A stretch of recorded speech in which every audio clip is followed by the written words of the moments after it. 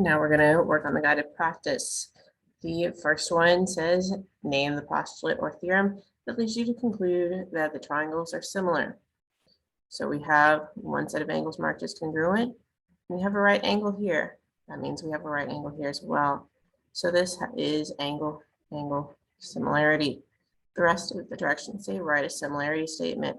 So we have triangle STQ being similar to triangle SPR.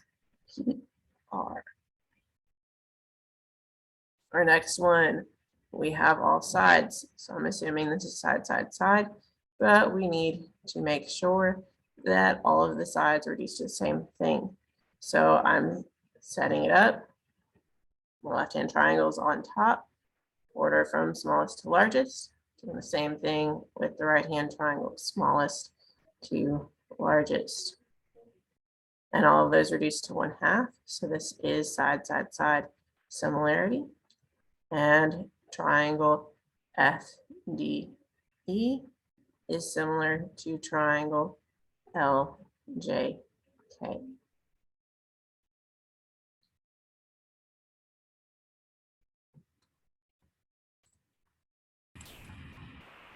Our next example asks us to explain why the triangles are similar and then find the length.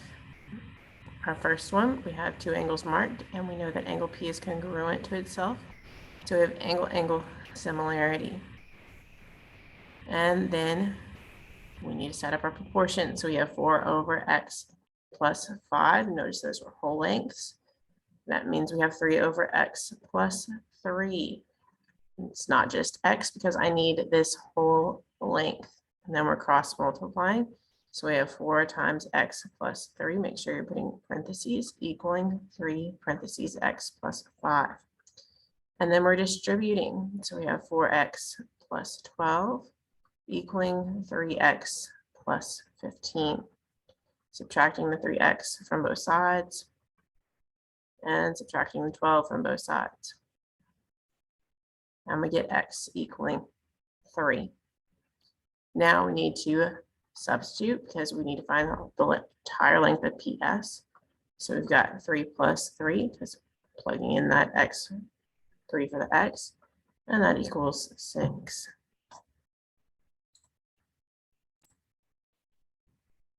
Our next one, we're looking for WY, and we have vertical angles and alternate interior angles that are congruent. So we've got 9/7 equaling x over 8.75. I know some of you are going, you flipped things. I can set up one triangle and then the other. Now when I set up the other, I do have to be careful. The 7 had 2 markings. That's why the 8.75 is on the bottom, because the 9 only had 1 marking. Cross multiplying, so we have 7x equaling 9 times 8.75. And 7x equals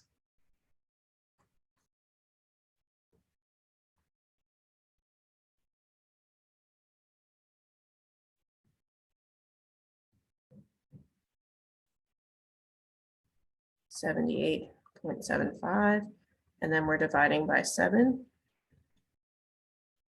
and that gets us x equaling 11.25, and that's our length for WY.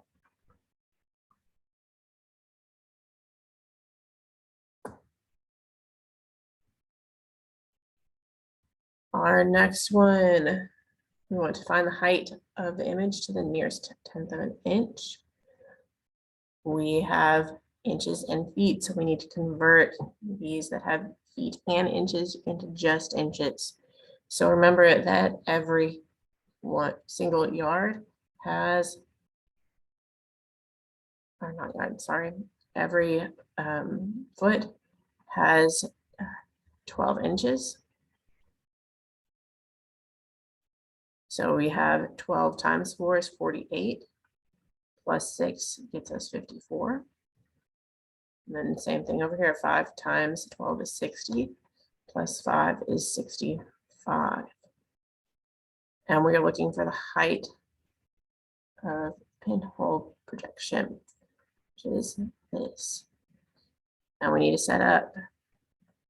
So we have our height that we're looking for over the height of our person, which is 65 inches, equaling the depth from the picture to the pinhole being 15, and then from the pinhole to the person being 54. And we're cross multiplying, so we got 54x equaling 65 times 15.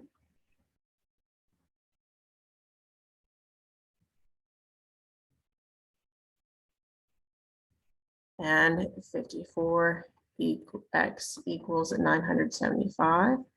Then we're dividing both sides by 54.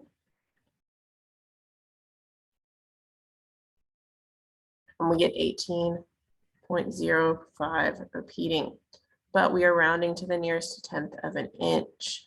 Remember, tenths is the first place after the decimal. So our answer is 18.1 inches.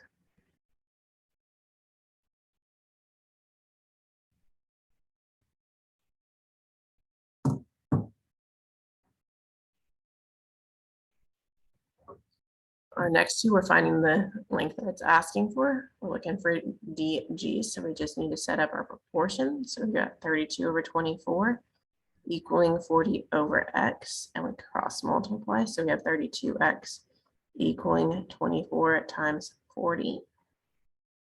And 24 times 40 is 960. And we're dividing everything by 32. So x equals 30. And that's our length for DG.